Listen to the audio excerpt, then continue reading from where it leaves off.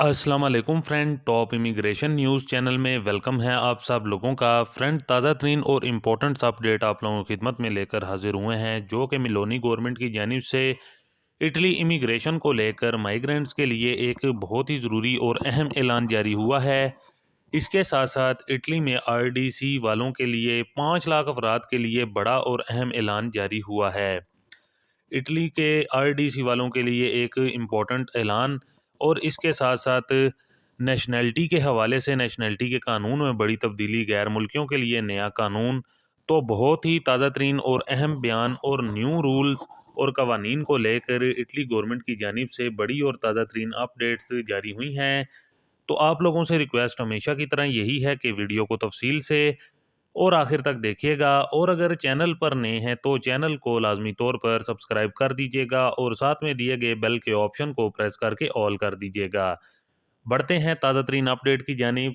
तो फ्रेंड, सबसे पहले बात करेंगे इटली इमिग्रेशन के बारे में। इमिग्रेशन जो है ये दूसरी इमिग्रेशन की बात करेंगे, डिक्रीतो फ्लूसी के हवाले से नहीं है, ये दूसरी इमिग्रेशन है। उसके हवाले से आपको बताते चलें कि जो कि समुंदर के रास्ते से इलीगली अफराद एंट्री करते हैं, या वो अफराद जो समुंदर से आ रहे होते हैं और उनको जो बचाया जाता है।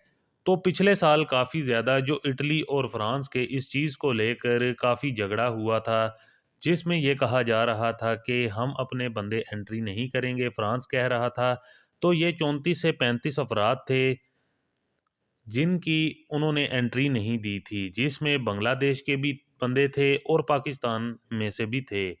अब इटली की जानिब से फिर जो कि कुछ दिन पहले एक रूल तैयार किया गया है, जो नया डिक्रीतो पास किया है, जो कि इमिग्रेंट्स के ऊपर तैयार किया गया है। तो इसके बाद जो यूरोपीय यूनियन है, उसने इटली को एक वार्निंग जारी की है। उन्होंने कहा है कि जिस टाइम इमिग्रेंट्स की बात होती है, तो इटली में इमिग्रेंट्स हैं, उस टाइम जो इंटरनेशनल रूल्स जो होते हैं कि समुंदर के अंदर में जो इंटरनेशनल रूल्स लगाए हुए हैं, वो तमाम तर ममालिक को वो रूल्स फॉलो करने होंगे।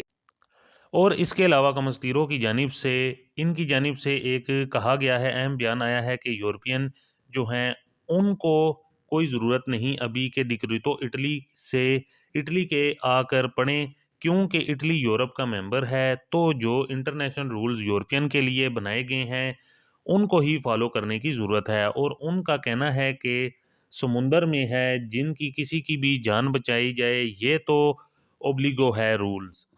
और इसके अलावा दुबलिन में एक नया कानून तैयार किया गया था, जिसमें उन्होंने ये बताया है कि जो पहली वाली कंट्रीज़ यूरोपियन की हैं, जिसमें इटली आता है, माल्टा आता है, ग्रीस आता है और स्पेन आता है, जो कि सबसे पहले लगते हैं कि बंदे वहाँ से ही एंट्री करते हैं, वहाँ से ही आते हैं। तो ये सारे अफराद उन ममालिक से ही आते हैं। तो इस इंटरनेशनल रूल्स के हिसाब से ये बताया गया है कि जो बंदे हैं कि जो अपनी अजीलो है, तो ये उनका दमांदा कर सकते हैं इंटरनेशनल रूल्स के हिसाब के साथ, जो भी कंट्री में ये एंट्री करते हैं। जो पहली यूरोपियन कंट्रीज़ की बात बताते हैं, यानी कि जो पहली यूरोपियन कंट्रीज़ की बनती हैं, और इटली, माल्टा, ग्रीस और स्पेन ये इस चीज़ से परेशान हैं, क्योंकि लगातार अजीलो लोगों को दे रहे हैं, पर लोगों की गिनती बढ़ती चली जा रही है। तो अभी तक ये कंट्रीज़ आपस में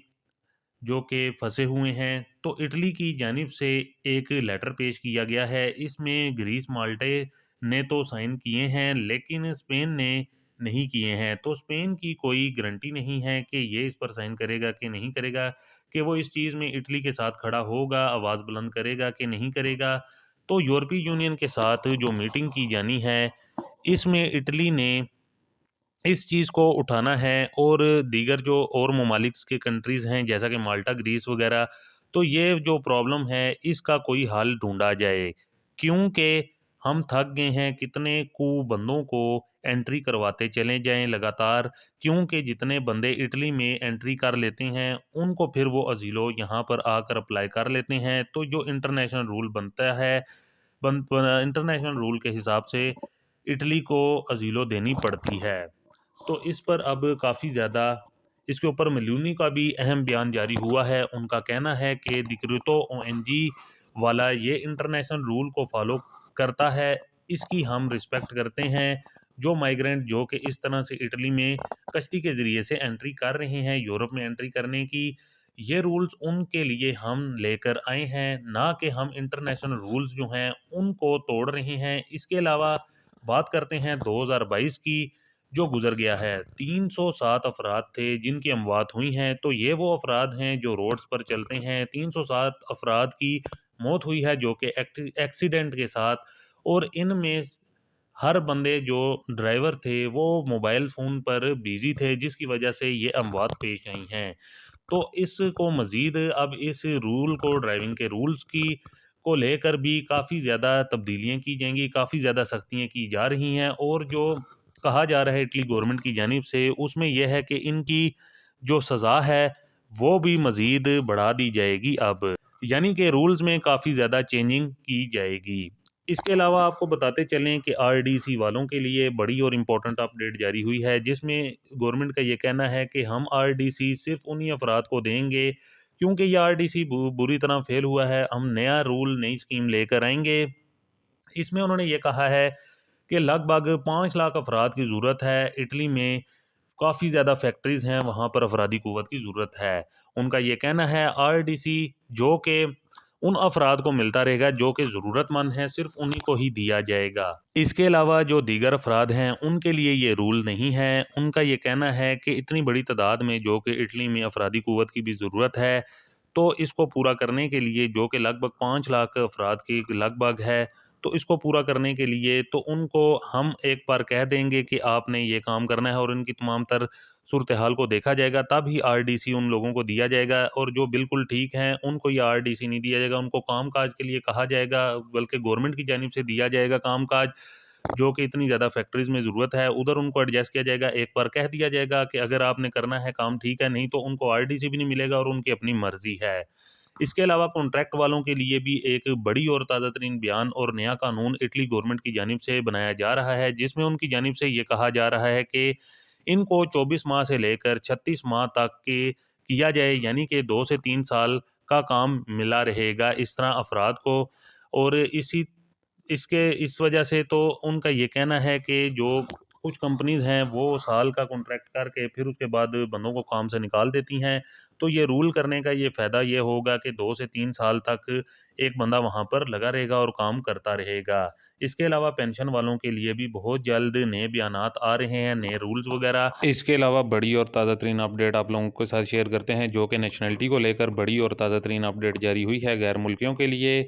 जर्मनी की वज़ीर दाखिला की जानिब से जर्मन शहरियत लेने के लिए कवानीन में नरमी की तजवीज़ पेश की गई है। जर्मनी में पैदा होने वाले तारकीन वतन के बच्चे जर्मन पासपोर्ट हासिल कर सकते हैं, और अगर इनकी वालिद या वालदा दोनों या फिर इनमें से किसी एक के पास यानी कि जर्मनी की 5 साल से कानूनी तौर पर रिहाइश पजीर हों, जर्मन पासपोर्ट ले सकते हैं। अब तक ये कानून 8 साल की रिहायशी पाबंदी से मुंसलिक था, जबकि अब जर्मन शहरियत की दरख्वास्त देने यानी कि शहरियत हासिल करने के लिए अब 8 साल जर्मनी में रहने की ज़रूरत नहीं होगा, बल्कि 5 साल कानूनी तौर पर रहना काफ़ी होंगे।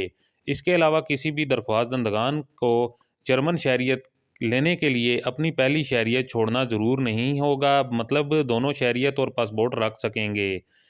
जबकि 67 साल से ज़ायद उम्र के बुज़ुर्गों को अब तहरीरी ज़ुबान का इम्तिहान भी नहीं देना पड़ेगा, बल्कि ज़ुबानी तौर पर बातचीत करने की सलाहियत काफ़ी समझी जाएगी। जर्मनी के बारे में पहले मतलूबा माशरती अमली इम्तिहान भी था, जो कि अब इन बुज़ुर्गों के लिए काबिल इतलाक़ नहीं होगा, जबकि इससे कम उम्र वालों को ये टेस्ट पहले ही की तरह देना लाजम होगा। इसके अलावा तारकीन वतन ग़ालिबन मुसलमान, इनकी ज़ाती ज़िंदगी के बारे में नहीं पूछा जाएगा, क्योंकि अब तक आकाम इस बात की जांच करते थे कि जर्मन पासपोर्ट के लिए दरख्वास्त दंदगान ने एक ही वक्त में एक से ज़्यादा ख़वातीन से शादी तो नहीं कर रखी।